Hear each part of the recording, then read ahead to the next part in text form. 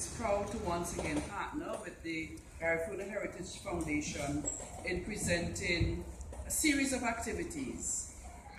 We are particularly involved in the international conference, the 4th international conference, and we began this partnership last year when the 3rd Garifuna conference was held for the first time.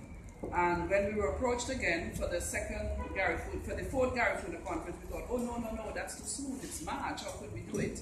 But when you work with a tremendous group of people who have the energy and the drive and the motivation, I've learned that you can do anything in a shorter space of time as necessary.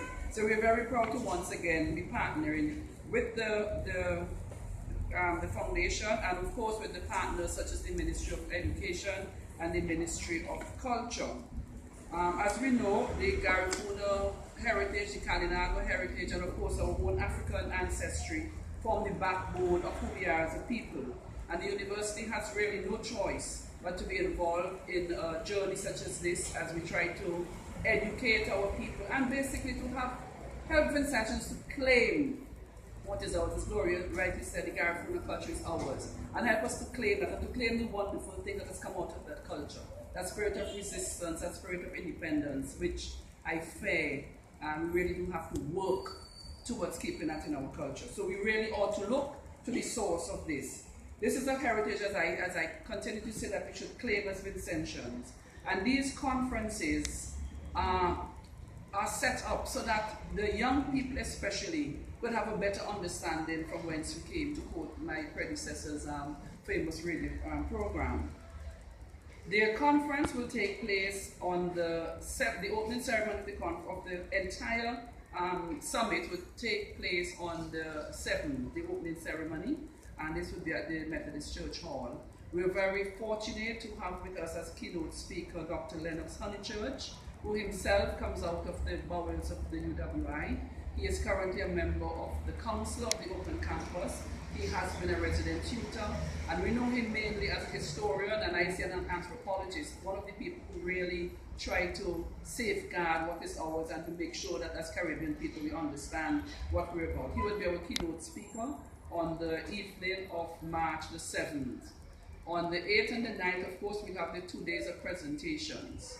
Now, the objective of the conference is to continue to provide an opportunity for students, scholars, researchers, activists, and practitioners in the Garifuna heritage and culture to engage in the work of understanding, conceptualizing, and creating policy dialogues in relation to the Garifuna experience.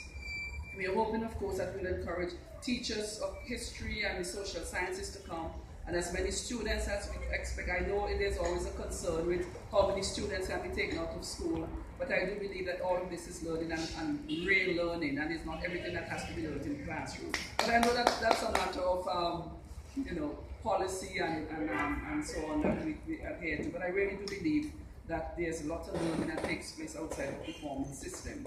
So we are hoping to get as many teachers and students as possible to attend not just the conference, but all of the other activities that are designed, again, to foster that pride, that interest in our Garifuna heritage.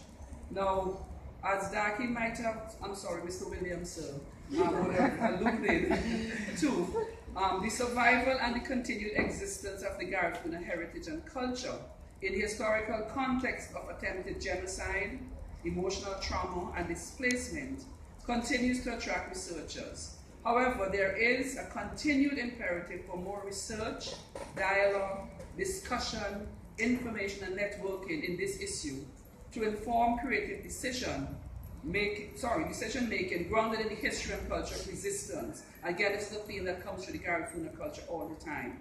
Nonetheless, in memory of the homeland, Urame is revered. This memory and the journey it symbolizes from homeland to diaspora is one that has not been sufficiently confronted, analyzed, and brought to closure collectively.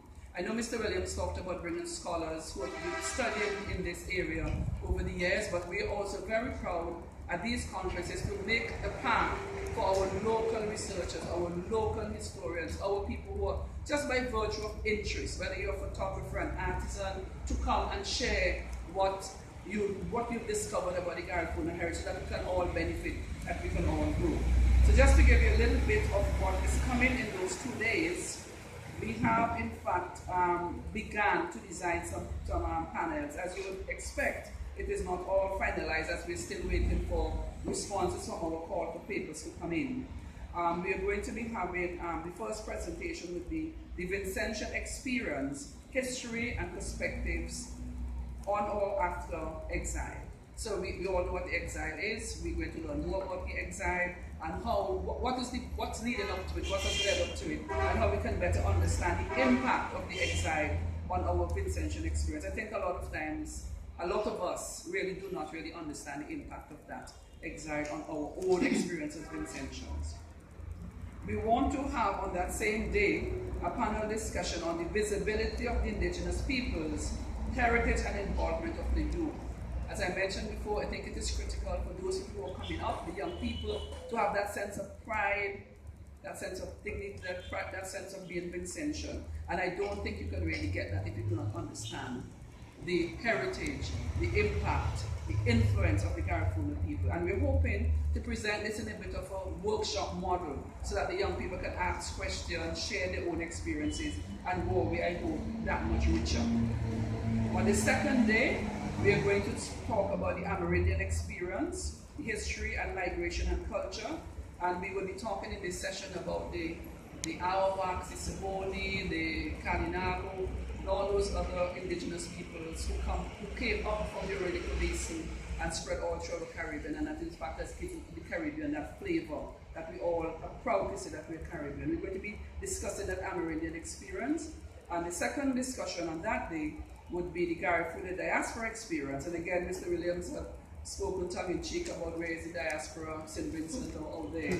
And we're going to explore that as well and talk about the trauma, the migration, and the culture that goes along with being Garifuna. And I say being Garifuna as good.